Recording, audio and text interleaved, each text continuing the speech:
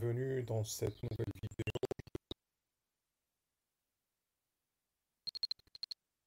de la plateforme LocaSmart. Aujourd'hui, nous allons voir l'édition des clients. Comment gérer, ajouter, modifier des clients. Donc, on va aller dans le menu édition client et on peut directement ajouter un client. Donc, le plus important et les informations obligatoires, c'est le nom et le prénom. Donc, c'est tout ce qu'il y a d'obligatoire pour ajouter un client.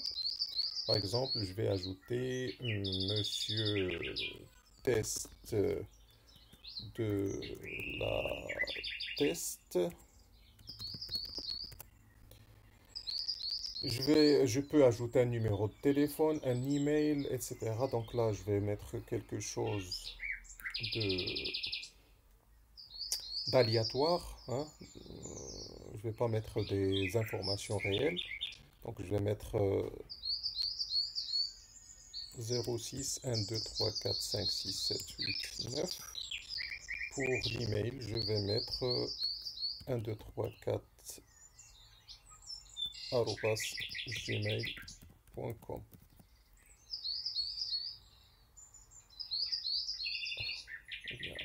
Test.com.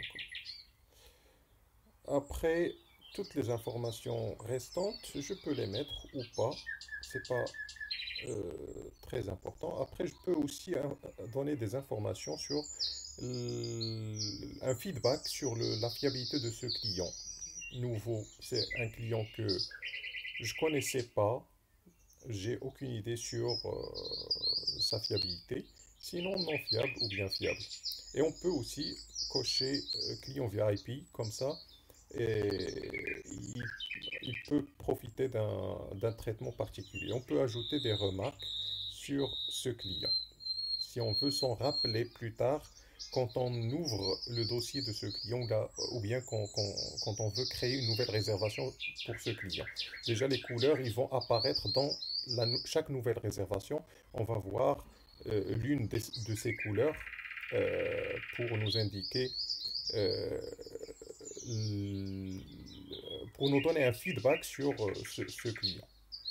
Donc, il suffit d'enregistrer. On va avoir un nouveau bouton nouvelle réservation pour pouvoir directement créer une nouvelle réservation pour ce client.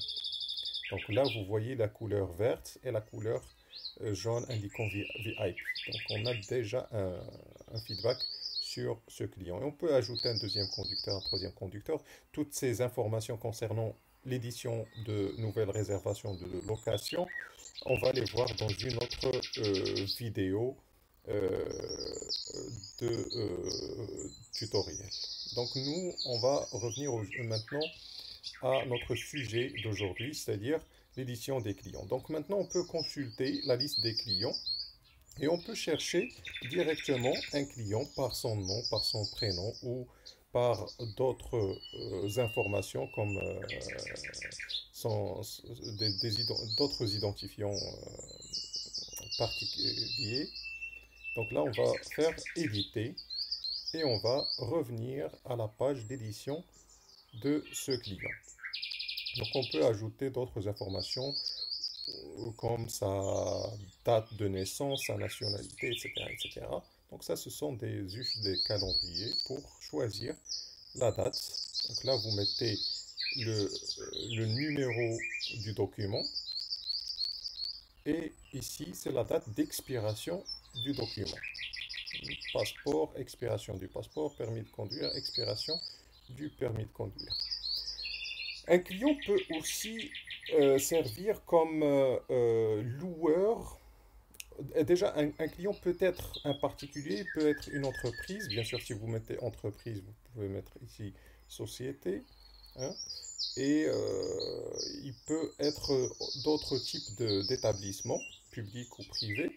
Et dans ce cas, on peut ajouter des informations supplémentaires sur ce client.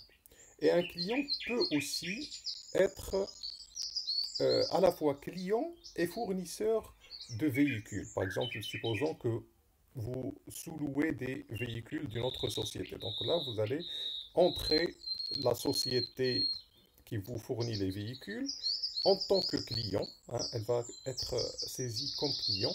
Et ici, vous allez cocher ce client peut aussi fournir des véhicules pour sous-location.